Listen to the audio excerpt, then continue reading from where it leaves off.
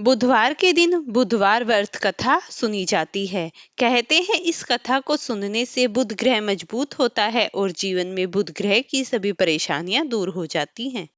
और बुधवार का व्रत करने से कुंडली में बैठे समस्त प्रकार के दोषों का हनन हो जाता है। तो आइए हम सब मिलकर सुनते हैं बुधवार व्रत की बड़ी ही पौराणिक और दुर्लभ मान्यता कथा। है कि बुधवार का व्रत उपवास समाज में खूब प्रतिष्ठा मान सम्मान कमाता है और जीवन के कार्यों में आ रही बाधाएं दूर हो जाती हैं। हे उमापति श्री गणेश जी, आप बल बुद्धि विद्या। हे गणेश भगवान, अर्थात आप देवताओं के भी पूज्य हैं, इसीलिए हम आपको बारंबार प्रणाम करते हैं। हमारा कल्याण करो, जय श्री गणेश।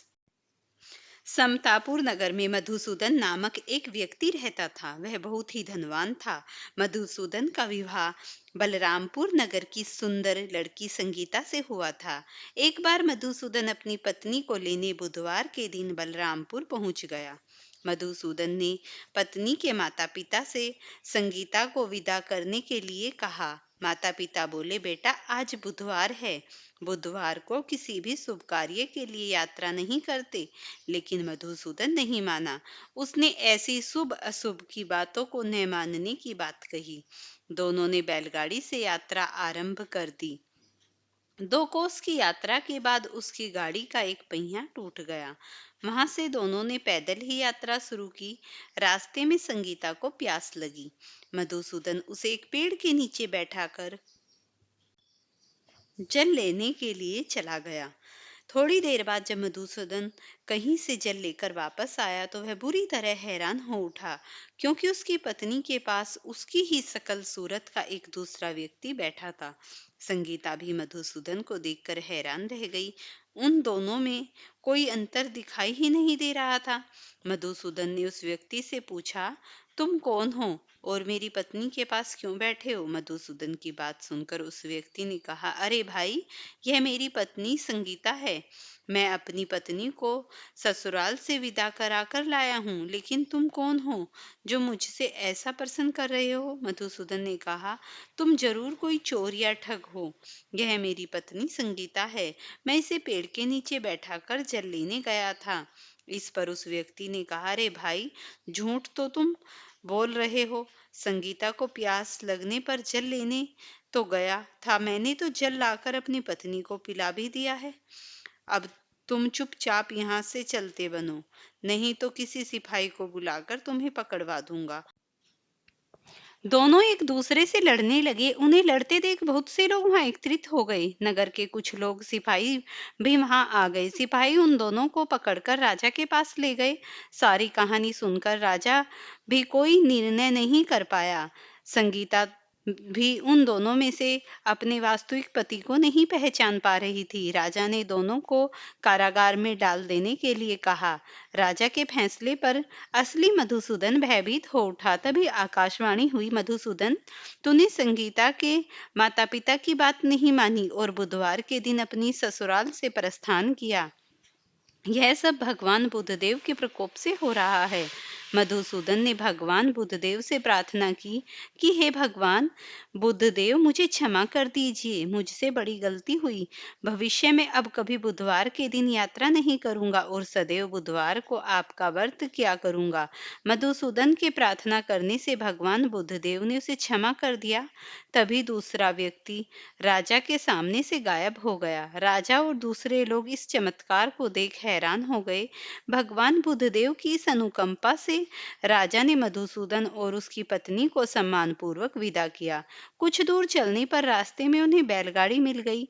बैलगाड़ी का पहिया टूटा हुआ जुड़ा हुआ था। दोनों उसमें बैठकर अमृतपुर की ओर चल दिए। मधुसूदन और उसकी पत्नी संगीता दोनों जीवन यापन करने लगे। इस तरीके से भगवान बुद्धदेव की कृपा से उनके यहाँ खुशियां बरसने लगी। इस तरह जो स्त्री पुरुष विधिवत बुधवार का व्रत करके व्रत कथा सुनता है, भगवान बुद्धदेव उनके सभी कष्टों को दूर कर देते हैं और जीवन में सुख समृद्धियां भर देते हैं। प्रेम से बोलिए श्री गणेश भगवान की जय। अब आप गणेश जी और एक बूढ़ी माई की पौराणिक कथा सुनिए। पौराणिक कथा के अनुसार एक बुढ़िया माई रोज मिट्टी के गणेश जी की पूजा करती थी, लेकिन वो गणेश जी की प्रतिमा बनाए और वो रोज ही गल जाए। उसके घर के सामने एक बार किसी सेठ जी का मकान बन रहा था। बुढ़िया माई ने मकान बनाने वाले कारीगरों से बोला, भाई, मेरे मिट्टी के बनाए गणेश जी रोज गल जाते हैं। आप मुझे पूजा के लिए पत्थर में से गणेश जी बना दो, आपकी बड़ी कृपा होगी। मकान बनाने वाला कारीगर बोला, माई, जितनी देर में हम तुम्हारे लिए गणेश जी बनाएंगे उतनी देर में हम दीवार पूरी कर देंगे। बुढ़िया ने सुनकर दुखी मन से घर वापस आ गई। दीवार पूरी करते करते शाम हो गई, लेकिन दीवार पूरी न हो सकी। कारीगर जितनी बार दीवार बनाए उतनी बार वह टेढ़ी हो जाए। शाम को सेठ जी आए तो उन्होंने कहा, आज कुछ काम नहीं किया। तब मकान बनाने वाला एक कारीगर सेठ जी के पास गया और उसने बुढ़िया वाली बात बताई। तब सेठ जी ने बूढ़ी माई के पास गए और उनसे कहा कि माई, तुम हमारी दीवार सीधी कर दो, हम तुम्हें एक सोने के गणेश जी बनवा कर देंगे। गणेश जी ने ये सुनते ही सेठ जी की दीवार सीधी कर दी। सेठ जी ने बुढ़िया को सोने के गणेश जी बनवा कर दिए। वे विंध्यादायक जी महाराज जैसे आपने सेठ जी की सीधी दीवार कर दी, वैसे ही हमारे भी कार्य सिद्ध कर दीजिए। इसी प्रकार दुनिया देश में आज भी गणेश जी की पूजा बड़े धूमधाम से मनाई जाती है और गणेश जी का उत्सव भी पूरे विधि विधान से किया जाता है, क्योंकि गणेश भगवान इतनी पवित्रता की देवता हैं कि ये अपने भक्तों की क्षण में ही समस्त प्रकार की संकट दूर कर देते हैं और जीवन में समृद्धियां भर देते हैं। प्रेम से बोलिए श्री गणपति बाबा की। रानी जेठानी थी। जेठानी अमीर थी, उसका परिवार भी बड़ा और पूरा भरा था। देवरानी गरीब थी। गरीबी जेठानी की सेवा टहल करके गुजारा करती थी। जो कुछ चूनी चोकर मिल जाता उसे अपनी झोपड़ी में आकर पकाकर खा लेती। फूटे घड़े में पानी पीकर टूटी फूटी चौपाई पर सो जाती। सुबह उठकर फिर जेठानी की सेवा करने चली जाती। साल भर का त्योहार आया। देवरानी भूखी प्यासी जेठानी के टहल कर रही थी। रात को जब आने लगी तो दिनों दिन तरह चूनी चोकर भी नहीं दी। खाली हाथ झोपड़ी में आई, खेत से बथुआ तोड़ लाई। थोड़े से चावल के कण ढूंढकर इकट्ठा किए, कण के लड्डू बनाए, बथुआ बनाकर रख लिया। रात को संकष्टा माता आई, टकिया की ओर खड़ी होकर बोली, ब्राह्मणी, खोलो किवाड़ा। देवरानी बोली, चली आओ माता, किवाड़ा कहाँ है? भीतर आते ही संकट माता ने कहा, बड़ी भूख लगी है। देवरानी ने कहा, माता, जो कुछ दिया है खाओ। कण के लड्डू और बथुए को धोंधा आगे रख दिया। जब संकटा माता छक कर खा चुकी तो बोली, पानी तो पी लो। देवरानी फूटी गलेरी से आई। पानी पीकर संकष्टा माता ने सोने की इच्छा की। उसने टूटी खाट बता दी। थोड़ी देर सोने के बाद फिर वह कहने लगी। उन्होंने पूछा, टट्टा कहाँ जाऊं? देवरानी ने कहा, माता, सारा घर लिपा पुता है, जहाँ चाहो बैठ जाओ। सारे घर में उन्होंने टट्टी ही टट्टी कर दी। फिर पूरी तरह निपट न पाई। पूछा, अब कहाँ जाऊं? देवरानी ने कहा, अब मेरे सर पर करो। उन्होंने उसके सर के ऊपर पांव रखा तो टट्टी से निगला, नहला दिया और चली गई। सुबह जब देवरानी उठी तो झोंपड़ी कंचनमय हो गई। चारों तरफ सोना ही सोना बिखरा था। जल्दी जल्दी बटोर कर रखने वाला सोना चुकता है तो वह रखते रखते थक गई। इधर जब देवरानी नहीं पहुंची तो वह बहुत बिगड़ने लगी। देवरानी बोली, कल त्योहार था, सारा काम पड़ा है। और देवरानी ने कहा, अभी पता नहीं है।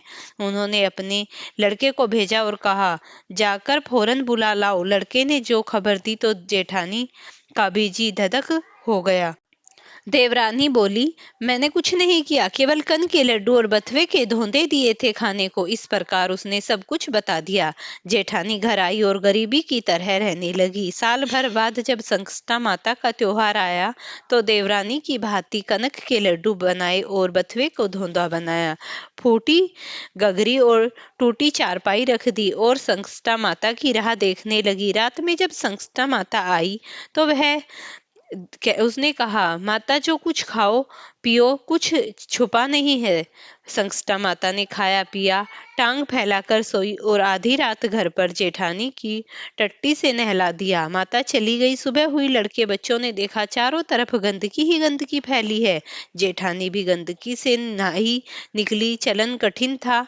सारा घर बदबू से भर गया। उन्होंने कहा, तुमने कहा क्या? जेठानी ने खिसकाकर देवरानी को बुलाया। देवरानी आई। जेठानी ने बड़े ताने से कहा, तुमने जो कहा था वह सब कुछ किया? देवरानी ने कहा, हमने तो बहन गरीबी का नाटक किया था, तुम्हारे पास तो सब कुछ है। माता अप्रसन्न हुई। तुमने माता का तिरस्कार किया है, इसीलिए माता ने तुम्हें कुछ भी नहीं दिया, क्योंकि माता उसी पर कृपा करती है जो सच्चे मन से संकष्टा माता का पूजन करता है। इसमें असत्य कुछ भी नहीं करना चाहिए, क्योंकि संकष्टा माता सत्य व्रत से ही और सच्ची पूजा से ही प्रसन्न होती हैं और अपने भक्त की सभी मनोकामनाएं पूरी कर देती हैं। प्रेम से बोलिए संकष्टा माता की जय। प्रिय भक्तों, अगर आपको ये वीडियो पसंद आई हो तो इसे लाइक और शेयर करना। चैनल पर नए हैं तो चैनल को सब्सक्राइब। अब आप गणेश बाबा की आरती सुनिए।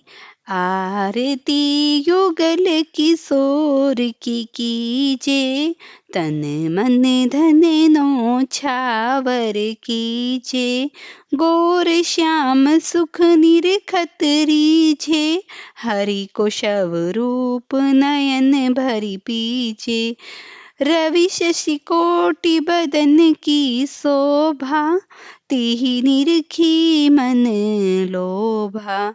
ओढ़े नील पीत पट सारी, कुंज बिहारी गिरधर धारी। फूलन की सेज फूलन की माला, रतन सिंहासन बैठे नंद लाला। मोर मुकुट मुरली कर सोहे, नटवर कला देखी मन मोहे। कंचन थाल कपूर की बाती, हरि आए निर्मल भई छाती। श्री पुरुषोत्तम गिरधर धारी, आरती करे सकल ब्रजधारी।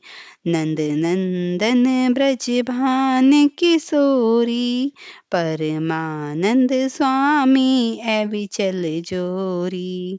आरती युगल किशोर की कीजे, तन मन धन नौछावर कीजे। जय जय गणेश जय गणेश जय जय गणेश। प्रेम से बोलिए गणपति बाबा की जय। प्रिय भक्तों, अगर आपको ये कथा पसंद आई हो तो इसे लाइक और शेयर करना। चैनल पर नए हैं तो चैनल को सब्सक्राइब करना।